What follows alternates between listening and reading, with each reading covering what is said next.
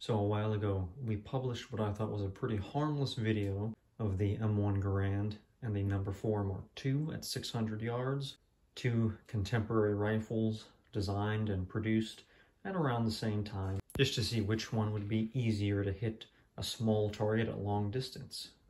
For fun, more than anything else. We only have a sample size of 1 here. Well, that video got some, let's say, negative feedback from a few people. Some people who thought that the test, so to speak, wasn't fair, and a lot of people who seem to have some unrealistic expectations of the accuracy you would expect from these rifles. Now, if you're just interested in seeing the additional accuracy testing we did on these rifles, and you can go ahead and skip to the timestamp here.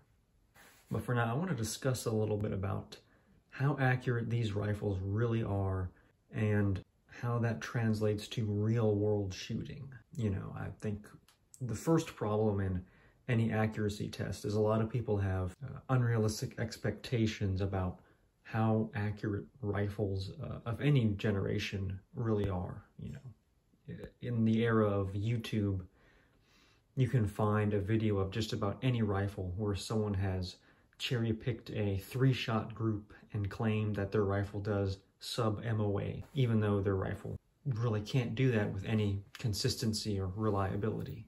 Now, the reason I picked these two rifles is because they're both in very good condition. I think they both represent the higher end of what you would expect from these two World War II era rifles. Not necessarily the most accurate, but definitely above average. This is a CMP expert grade M1 Garand, which means it has a brand new barrel in it. This is a 1955 Lee production number 4 Mark II in unissued condition. The previous owner bought it in mummy wrap, so it's had very little use, and it's a pretty good example of new production rifle as it would have been issued. Now, in terms of the accuracy these two rifles get, they're a big misconception. So the acceptance standard for the military on these two was a pretty low bar, something to the effect of 4 to 4.5 MOA. I'll throw the numbers up on screen. Really, the military didn't expect either of these two rifles to be, you know, MOA shooters to group 1 inch at 100 yards or anything like that. Now, in practice, these two rifles get better than that. I don't have a target to show you for the M1. When I sighted in, I put a few groups on paper, and it was holding about 2 MOA with all the ammo I tested. And again, I didn't shoot either of these with match ammo. I just shot with commercial ball because that was kind of the test, as I wanted to see the rifles as issued with ammo that most closely simulates as issued ammo. And the Lee Enfield, we did throw up a group last time we were at the range. Now, it also grouped something like, I keep saying MOA when I really mean an extreme spread, because MOA requires an actual calculation. Minus a flyer we had, our extreme spread vertically, and this was at 100 meters, not yards, was about 1.5 inches, and our extreme spread horizontally, center to center, was about 2 inches. Now, why is this rifle stringing more horizontally than vertically? Well, it could be the rifle, could be the ammo. My guess would be it's actually the trigger. So our number 4 Mark II, the trigger pulls 5 pounds 10. It'll be somewhere between 5.5 and 6 pounds. So it's certainly not a match grade trigger. The second stage is a bit spongy and, you know, a bit heavy for precision shooting. Our Garand pulls right about 5 pounds. The K31 that we've tested, and it's done very well every time, that trigger pulls at about 3.5 pounds, and it's a very crisp second stage. The other thing about the Enfield is these sights. They don't have any windage adjustment, which does come into play when you're at 600-700 yards. And I find that the aperture is a bit too big for the front post for doing, you know, really fine shooting at that distance. I actually find the Garand with its slightly larger post is a little bit easier to center in the aperture.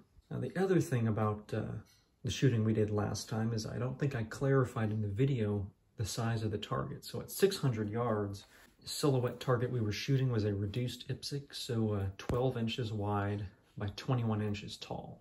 And that's a pretty small target. I've superimposed the Marine Corps 500-yard target, the Bisley 600-yard full-bore match target, and an NRA high-power target, just to give a comparison for how tiny the targets we were shooting were, and how much better the groups were than what they might have appeared. Definitely some very interesting claims on the last video. I think someone said that all the number 4s were rated for 1.5 MOA out to 1,200 yards. I don't know where they got that information from. It's certainly not written down anywhere I can find. Just to give an example, people who shoot Lee Enfields at 600 yards regularly at Bisley, so it's very common in full-bore matches to not use the standard iron sights, but to use aftermarket sights like Parker Hale. And you see other competitions with diopter sights and things that make shooting these rifles at that distance easier.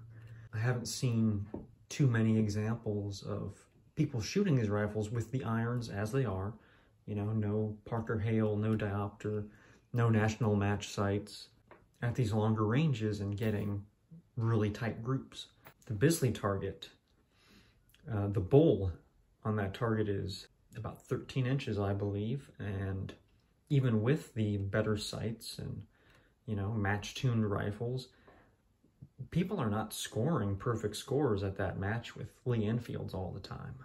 So this idea that you're going to get, you know, even sub 2 MOA consistently out of an old rifle like this is not realistic.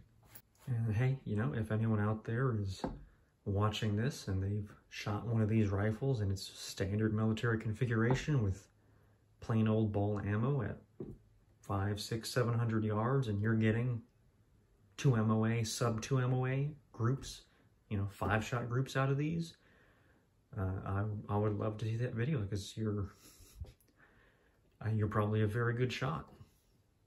And just in response to a different comment, yes, I can shoot these guns off the bench. I just shot the Garand prone unsupported. Yeah, I shoot off the bench for the accuracy test, just to take my own skill out of the equation as much as possible, without going too extreme and putting them in a lead sled or something. I think having a simple front and rear rest is as much of an aid to accuracy as you know, anyone on the battlefield would have access to. Okay, so with all that out of the way, we can watch the updated 650-yard accuracy test.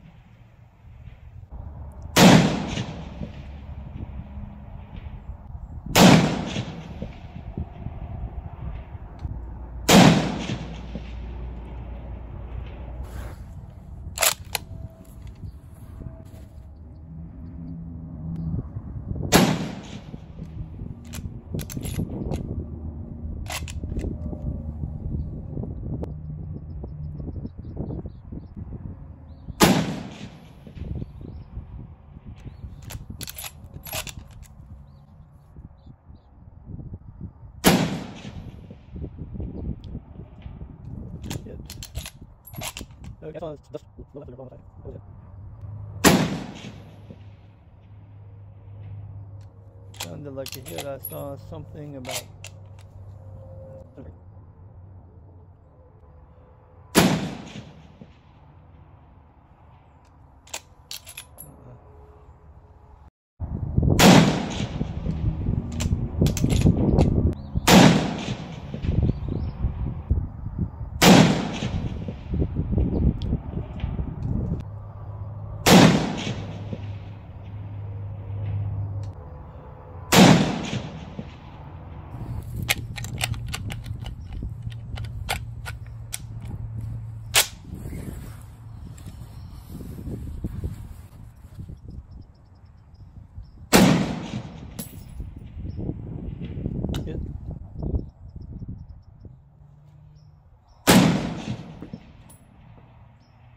Hit.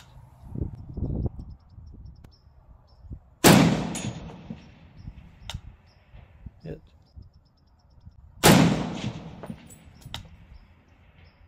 Hit.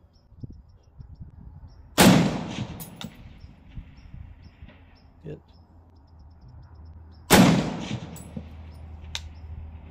Hit. Malfunction.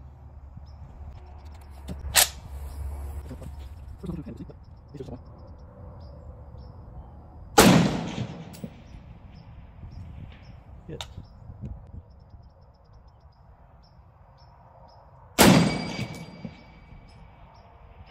Hit.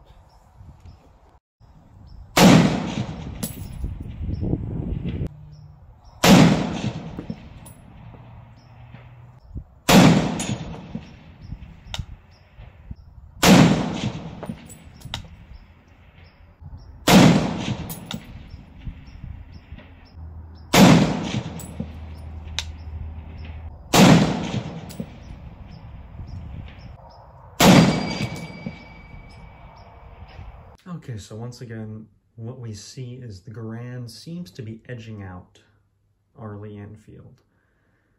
Why is that? Well, my speculation is three factors primarily.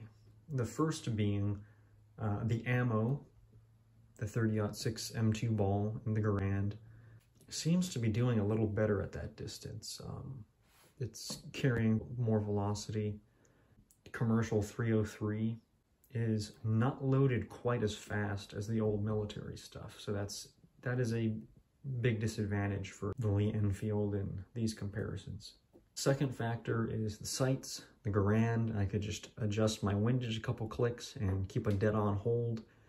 The Enfield, I have to hold off the plate a little bit, just sort of in space to get my windage right. So we did have a crosswind of about 10 miles an hour. And that also plays into the fact that I think the Garand sights are a little bit easier to align, just given the size of the post and aperture relative to each other. And the third factor is the triggers. The Garand has a slightly lighter, a little bit crisper trigger. The Enfield is a little bit heavier, a little bit spongier, and it's easier to pull your shot left or right a little bit with the Enfield. And at 650 yards, that little bit of pull-off does make a difference. You do see that at least one round on the Enfield's test went off to the left, off to the right. But again, these rifles both did very well. If you compare to the size of the target to the Bisley target, the Marine Corps target, the high power target, they were still both grouping very well relative to the size of the targets that these rifles would traditionally be fired at. Okay, if you made it all the way to the end of this video, thank you for watching. I appreciate it. Like, subscribe, whatever notification bell, or not. And let me know in the comments what else you'd like to see tested at these longer ranges.